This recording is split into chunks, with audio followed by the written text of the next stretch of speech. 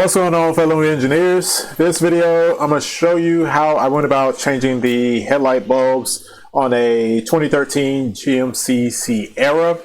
These headlight bulbs are for the low beams, but the procedure should be the same, if not similar, for the high beams, as the low beams and the high beams are in the same housing.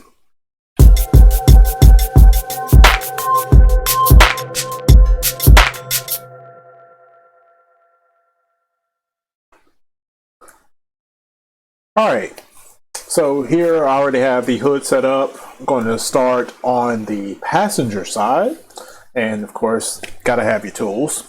Tools are necessary to get things done. The first thing is you have to take out the air box, and this actually has a star bit. There are 4 screws, 2 that you see up here and 2 that are kind of behind the hoses closer to the engine. And the reason being is the light bulb, as you see right here on the end, is actually behind this box, and there is no way to access it from right in here because the hoses, as you see here, radiator hoses and the fan support for the radiator are also in that same area. So the only way to get to it is take out the air box, and then once you get the air box out, then you have access to the bulbs.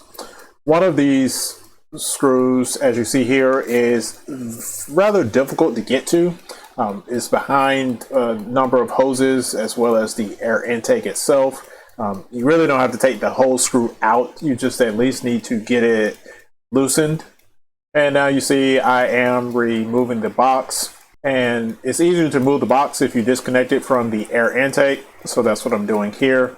All you gotta do is remove that clamp off and then slide everything out.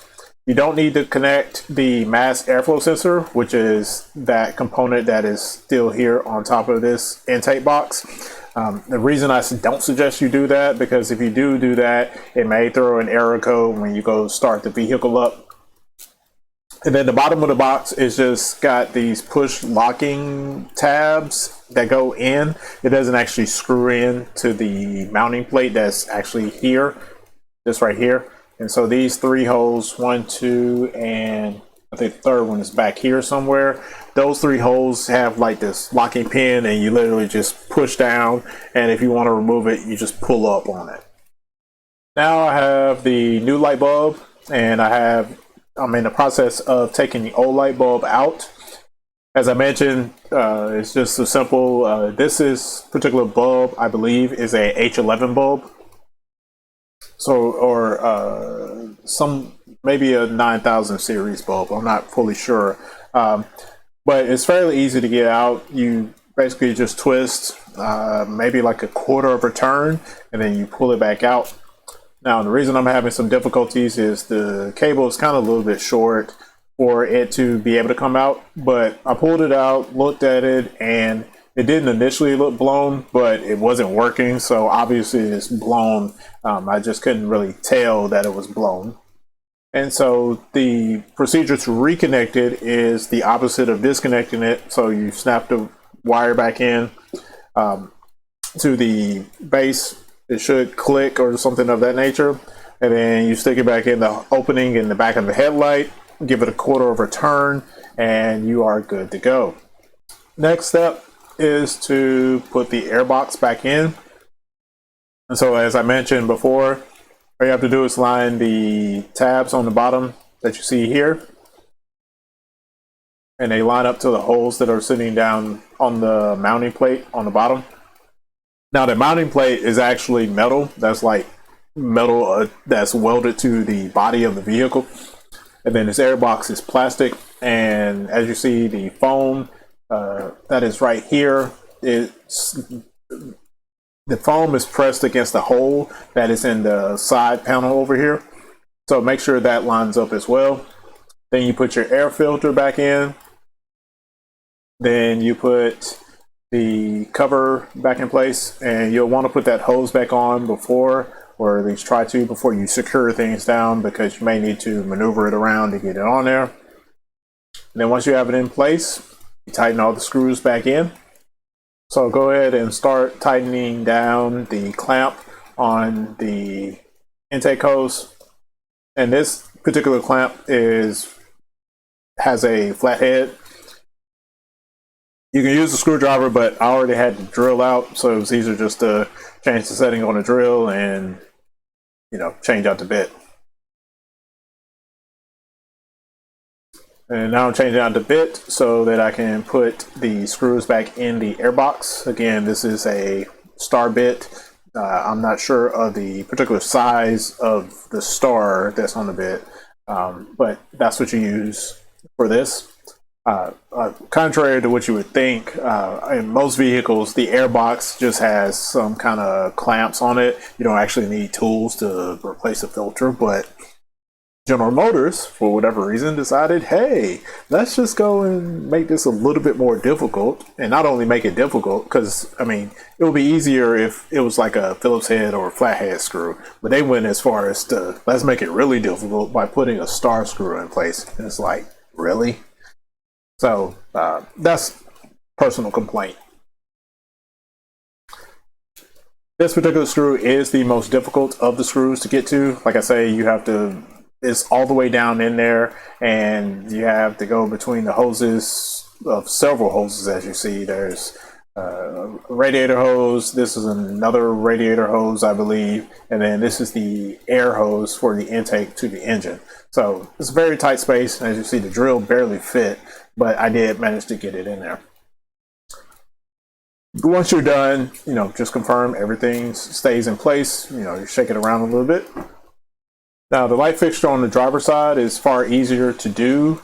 In the gasoline models, there's only one battery on the vehicle. If you have the diesel version of this truck, then there would be another battery located right here. So it may be a little bit more difficult to do on those versions. But like I say, this is the gasoline version, so there's only one battery.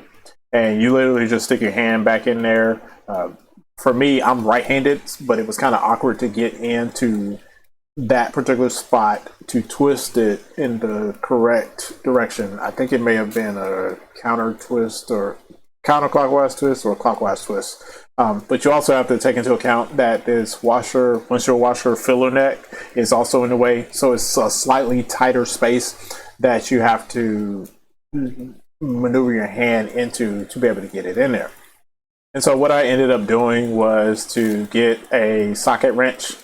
I believe it was a 11mm socket wrench that I used to loosen up the windshield washer, the filler for the windshield washer, and that, you know, millimeters or centimeters worth of space gave me enough room to be able to get my hand in there to be able to move and get the light bulb out. Also went down to remove that battery mounting plate. It has, I believe, a 10mm plate on it, or 10mm head on it, on the screws. And it was a little bit tighter than I thought it should be. So I had to actually, instead of using the socket wrench, I had to connect my hammer drill or driver to be able to loosen all of these screws up.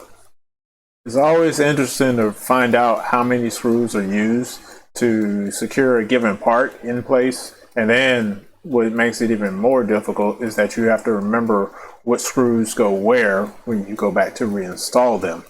Thankfully for this particular part, all of the screws are the same size, so you don't have to remember what size screw goes where. You just know all of them are the same size and where they need to go. So now that I have that mounting plate out of the way, it gives a little bit more room to the windshield washer reservoir. And so I was able to move that now and get my hand back in there to be able to remove the light bulb. And so I was finally able to get it out. The most difficult part about getting the bulb out on the driver's side is that, again, the cord, that, you know, the length of the wire is short, so you're not able to actually pull it out and then disconnect it. Like, you kind of have to stick your hand all the way in there and unclip the clip and then be able to pull it out And so that makes things a little bit difficult because, again, it's a tight space and they don't give you much slack to be able to maneuver that bulb around. So once you get it out, then go ahead and put the replacement bulb in.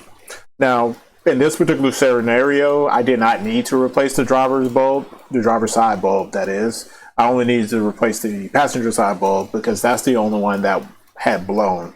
But it is a best practice, or is considered a best practice, to replace both headlight bulbs at the same time. And the reason being, if you have the incandescent bulbs like what I'm using here, those incandescent bulbs, the brightness or the intensity of them will decrease over time. And so what will happen is you'll have one really bright headlight and one dim headlight. And so that's why you replace them in pairs, as they say, or replace both at the same time. That way you have the same intensity on both lights. And given the particular vehicle, some vehicles are more difficult to replace lights on than others. So, it's usually best to take all of that stuff apart at one time, do both headlights, and then put it all back together at one time.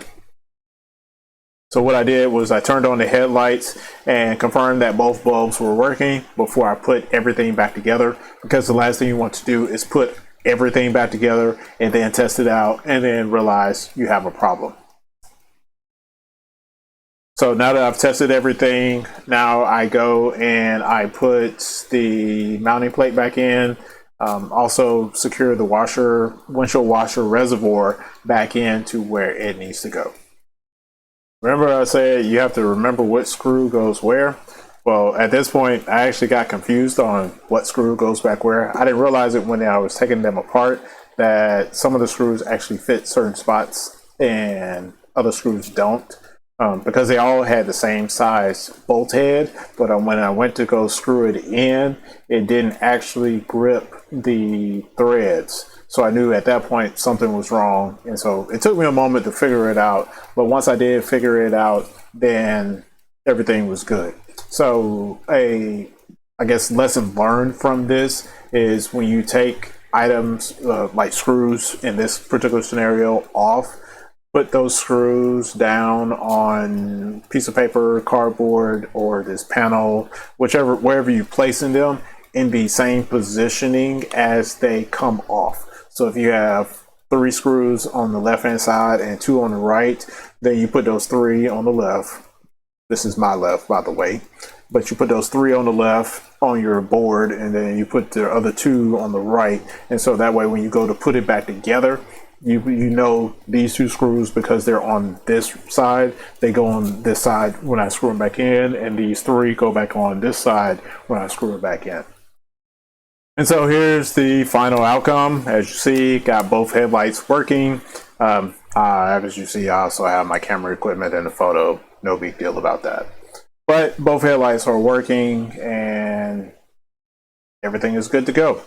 So if you have any questions about this particular Saturday project, feel free to drop a comment down below.